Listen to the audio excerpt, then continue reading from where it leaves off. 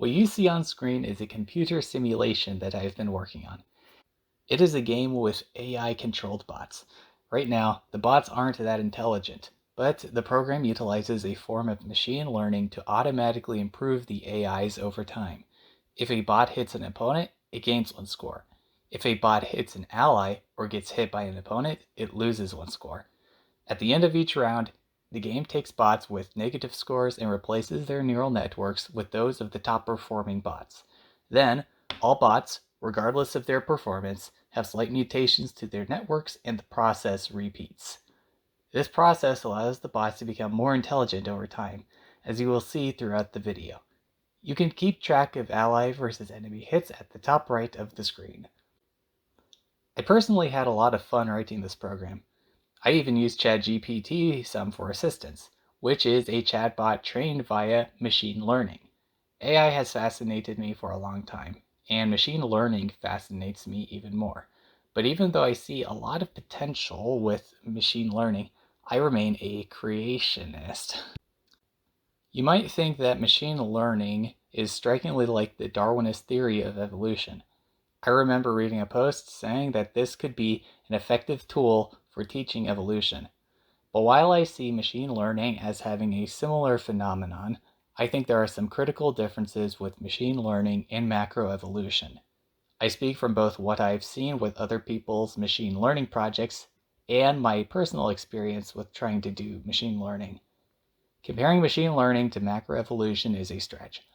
I would even say that in some ways, doing machine learning has even increased my skepticism in evolution. The first difference I'd point out is the case of complexity. Even advanced computer programs are simple compared to the complexity that humans can observe with biological organisms.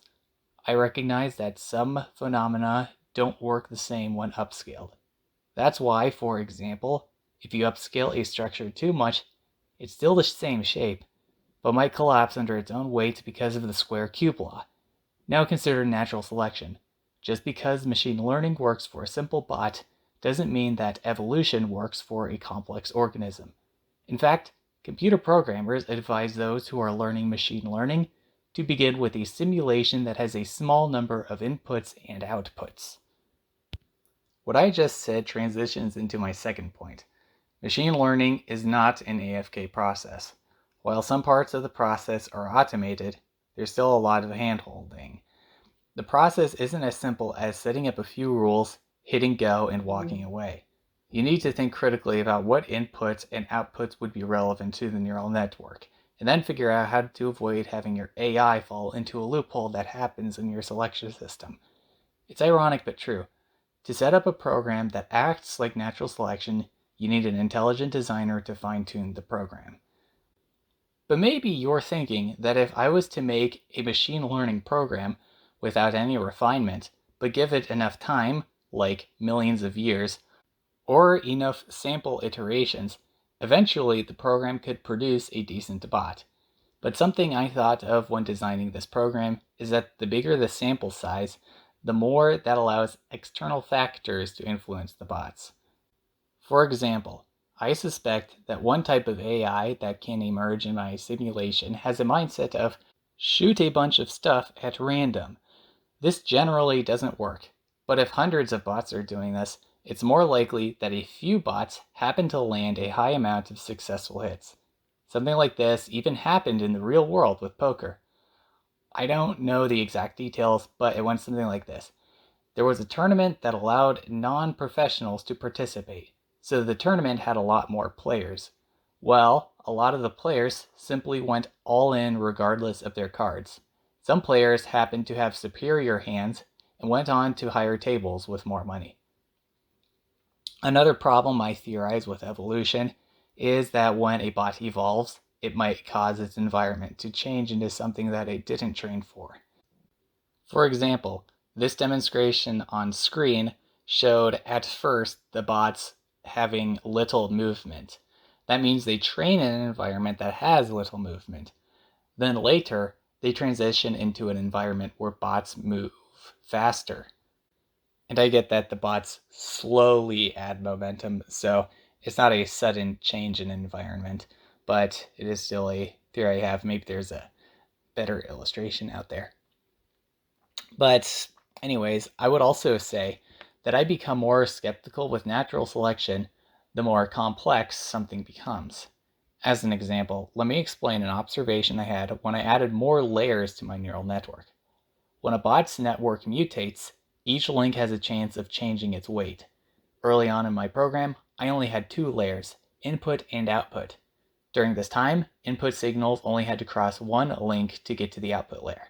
But when I add a hidden layer, or worse, multiple, that means an input signal has to pass through more links to get to the output. Thus, with more links, it's more likely that any one of those links might mutate. So although hidden layers increase the potential of the AI, it can be more fragile to a change. This video's demonstration shows bots with only one hidden layer.